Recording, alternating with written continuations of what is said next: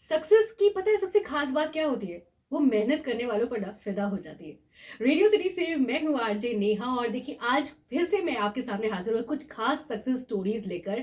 और success story बताने से पहले मैं आपको बता दूं कि आईआईटी जेईई एडवांस के रिजल्ट्स आ चुके हैं। और ऑल ओवर इंडिया की अगर हम बात करें तो बहुत सारे बच्चों ने मेहनत की, बहुत सारे बच्चों ने अच्छे रिजल्ट्स भी लेकर आए। और सिटी की अगर बात करें यानी कि अपने शहर बनारस की बात करें तो हमारे साथ आज कुछ सिटी टॉपर्स होने वाले हैं जिनसे हम बात करने वाले हैं। लेकिन ये सिटी टॉपर्स कहाँ से हैं? जेआरएस ट्यूटोरियल से। Yes, one of the leading institute of eastern zone JRS tutorials, जहां पर 1994 से अगर हम बात करें तो 1994 से इसकी शुरुआत हुई और तब से लगातार बच्चों को उनके गोल को अचीव करने में लगातार जेआरएस हेल्प करता आ रहा है।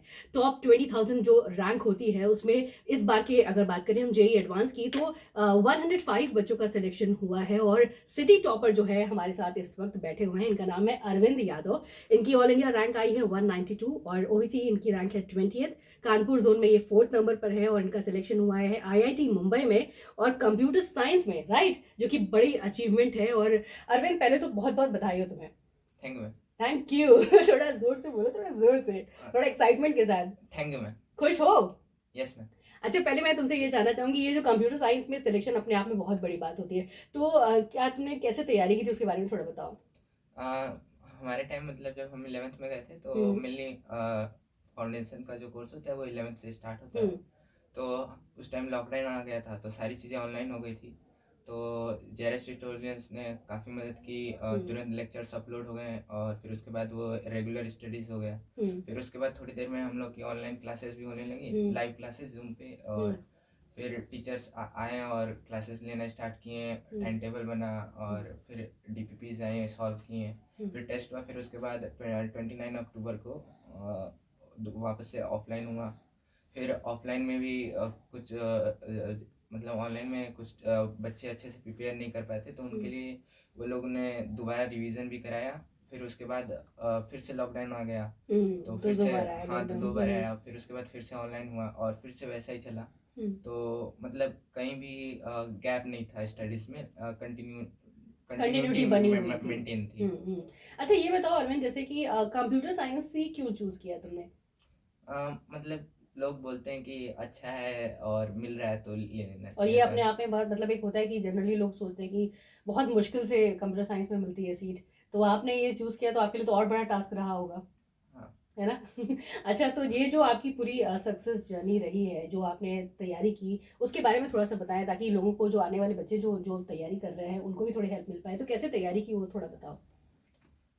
मतलब मतलब लेक्चर्स देखने के बाद हम्म। फिर जैसे टीचर्स का लेक्चर ख़त्म होता था तो फिर अपना सेल्फ स्टडी स्टार्ट करते थे। कितनी और देर करते थे तुम सेल्फ स्टडी? मतलब ब्रेक लेके करते थे तो हम्म। लगभग किसी भी पर सब्जेक्ट पे 2 या 3 घंटा देते थे। मतलब जब तक एक कोई पर्टिकुलर टॉपिक उठाते थे वो ख़त्म हम्म। ना हो जाए तब तक पढ़ते थे। हम्म। ख़त्म हो जाता तो फिर रख देते थे, फिर लेक्चर देख लेते थे किसी भी सब्जेक्ट्स का। हम्म। ऑनलाइन था तो अपनी मर्ज़ी से कभी भी लेक्चर्स देख सकते थे। हम्म। तो पार्ट वाइज तोड़ के देखते थे, जैसे सुबह फिजिक्स देख लिया तो हम्म। दोपहर को केमिस्ट्री और फिर मैथ्स एक साथ नहीं। देखिए, तो जेआरएस की अगर हम बात करें तो जेआरएस ट्यूटोरियल्स और जेआरएस के जो टीचर्स हैं उनका कितना सपोर्ट मिला, कैसे तुम्हारी हेल्प की जेआरएस ने?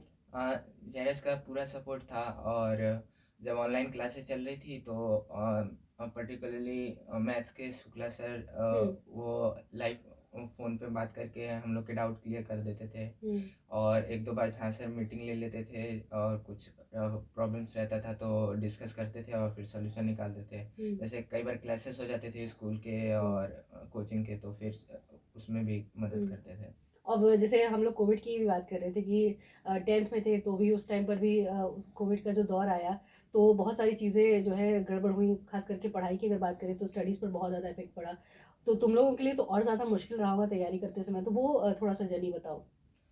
मतलब मुझे जहाँ तक याद है 10th का बोर्ड दे रहे थे मार्च में तो हाँ, तब तब थोड़ा आया थोड़ा था। नाम आया था कि हाँ, कोरोना जैसा आ रहा है कोरोना, कुछ। हाँ हाँ। और फिर उसके बाद लास्ट सोशल साइंस का था बोर्ड हम्म। का एग्ज़ाम, फिर हम्म। वो दे के घर आए तो अनाउंसमेंट हुआ था कि लॉकडाउन हो जाएगा। हाँ हाँ। तो फिर थोड़े थोड़े कुछ दिनों तक सारे लोग कंफ्यूज थे कि कैसे होगा, मतलब ऑनलाइन हम्म। क्लासेस कैसे होंगी। हम्म। तो फिर वहाँ पे थोड़ा टाइम लगा था पर हम लोग के एक प्री फाउंडेशन के टीचर थे अनुराग सर। हम्म। तो वो उस दौरान कुछ क्लासेस भी लिए हैं और टेस्ट लिए हैं। फिर उसके बाद JRS ने 11th स्टार्ट कर दिया था अप्रैल के बीच से, तो फिर वहाँ से रेगुलर स्टडीज हो गई।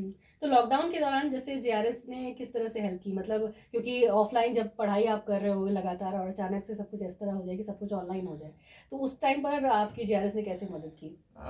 JRS ने मतलब यही है कि लेक्चर्स अपलोड कर दिए हैं, डाउट्स होते थे तो टीचर्स रहते थे, उनसे हम लोग पूछ सकते थे। व्हाट्सएप ग्रुप बना दिए थे, उसमें सारे बच्चे और टीचर्स भी इन्वॉल्व थे।